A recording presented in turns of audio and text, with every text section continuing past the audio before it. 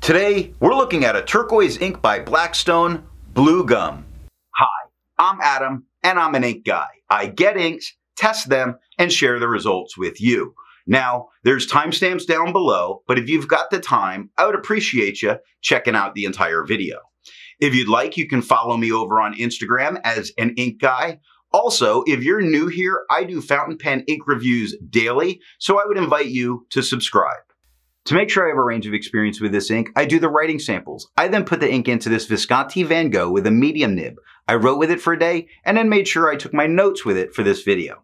For the first writing sample, I use Clairfontaine, Tomoe River, and Rhodia paper. There are additional writing samples later in the video.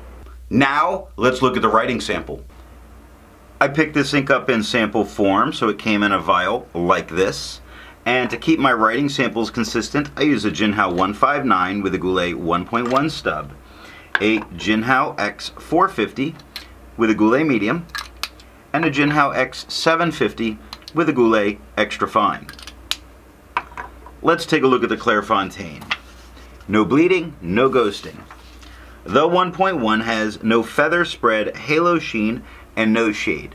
The extra fine is quite a bit lighter than the stub with no feather spread, halo sheen, no shade, 14 seconds to dry. The medium is lighter than the extra fine with no feather spread, halo sheen, and it's funny, I want to say no shade, but there's parts that definitely show green and parts that show blue, so I'm going to say yes. There's a lot of shading because there's an entire color shift going on. 22 seconds to dry.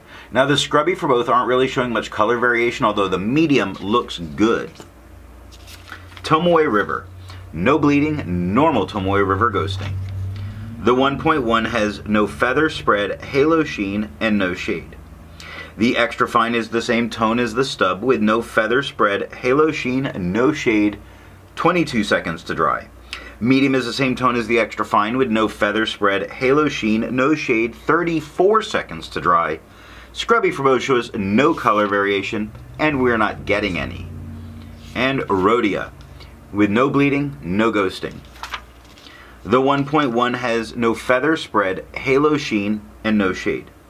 The extra fine is a little bit lighter than the stub with no feather spread, halo sheen, no shading, 16 seconds to dry.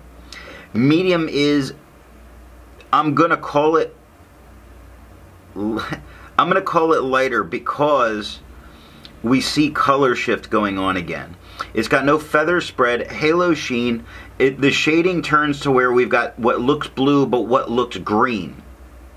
So overall, in terms of darkness, it looks the same darkness of the stub, which would be darker than the extra fine, but we're seeing a color shift in the writing. Look at the beginning of the to the rest of the. Look at how quick starts with kind of a blue into a green. It's really nice. The turquoise going on here is really amazing. 25 seconds to dry. Scrubby for both shows no color variation, although that medium looks good. I agree with Vita that we learn a lot by doing multiple chromatographies. The one on the left is done the way it's supposed to be done. I put a line of ink down and immediately put it into water for 10 to 15 seconds. And we see a very light blue on the bottom that's pushing its way up, and then a very bright green and a super dark blue at the top. Now the one on the right that I let dry for 10 minutes before I dunk it into water, we really don't see any difference between the two of these for this being allowed to sit, other than that I marked the filter paper. Resistance tests are done to see how well this ink can be expected to perform on the page, and more importantly, how hard it may be to clean from your pen. I let the smear dry for 3 days before testing it. Looking at the highlighter, I would not use this in a note-taking situation if I wanted to go back and highlight, because look at that lowercase h, it's getting blown out.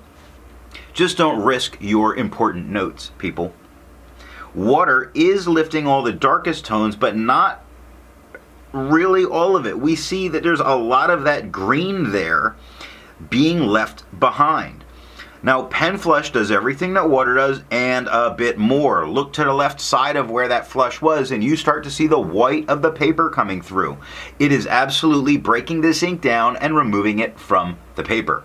The 1/3 bleach solution completely obliterates it. Now, to clean out my pen, all that I needed was water. I test for viscosity or flow using a thing called a tilt test. I will link how I do that, the video of it, down below or up in the cards. I also then put it onto a standard distribution so it's more easily seen with all of the inks that I've tested. Now, for the inks I've tested, I've found an average viscosity of 2.5, with the realm of normal being from 2.1 to 2.9. Blackstone's Blue Gum has a viscosity of 2.55, making it normal. To find my average dry times, I use my writing samples done on Clairfontaine, Tomoe River, and Rhodia paper. I average all 6 of those numbers. Now, for the inks I've tested, I found an average dry time of 17 seconds, with the realm of normal being from 13 to 21 seconds. Blackstone's Blue Gum has an average dry time of 22 seconds, making it a little slower drying than normal. Instead of finding inks that look like Blackstone's Blue Gum, I would prefer to find an ink that complements its color on the page. I wanted to go with a nice yellow, and I chose Noodler's Golden Brown. The second writing sample is done on yellow Rhodia, black and red, and white lines paper.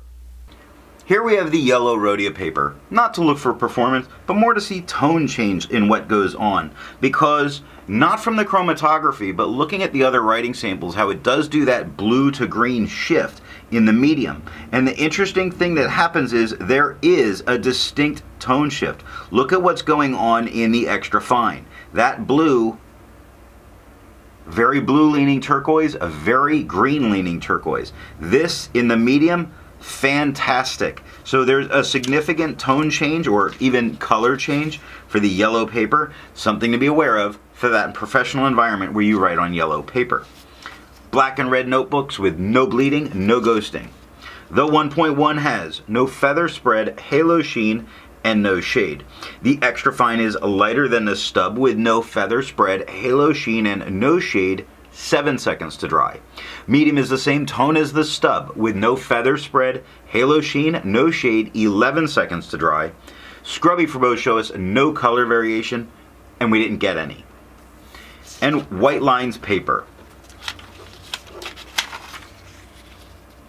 Yes, we get bleeding. No, it does not touch the page underneath, but yes, it means there's a lot of ghosting, and no, you could not use the back of the paper. The 1.1 has no feather spread, halo sheen, no shade.